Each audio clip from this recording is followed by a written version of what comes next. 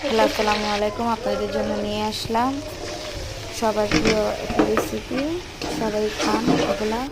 প্রথমে পেঁয়াজ কুচি দিয়ে দিলাম, তারপরে ভেজে এই সাথে কাঁচামরিচ আর পেঁয়াজ খালি দিয়ে হলুদ গুঁড়া, মরিচের গুঁড়া, সাথে লবণ অ্যাড করছি, আপনাদের দেখাই নাই। সাথে কষানোর পরে তারপরে দিয়ে দিলাম পানি। পানি দিয়ে কটু কষাতে হবে, তার জন্য কষাই নিলাম। তারপরে টমেটো দিয়ে আবার কষাই নিলাম। কষানোর পরে ঢাকনা দিয়ে ডেকে নিলাম, অল্প একটু কষো।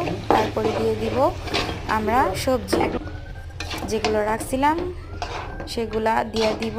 এখানে আছে সিম, আলু, কাঁচা টমেটো, সাথে পাকা টমেটো দিছি, আপনারা তো দেখছেন।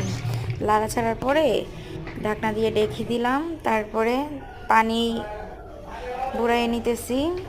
তারপরে আবার ঢাকনা খুলে আবার কটুকু নাড়াচাড়ি করে নিলাম।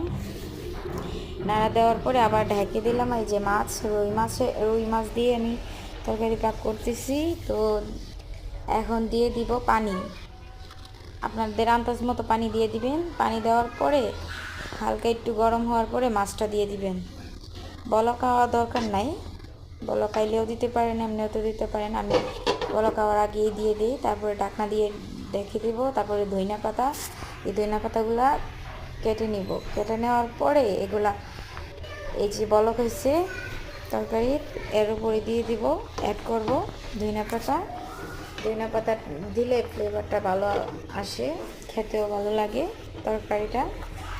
তারপরে ঢাকনা দিয়ে ঢেকে আবার তরকারিটা আবার নাড়া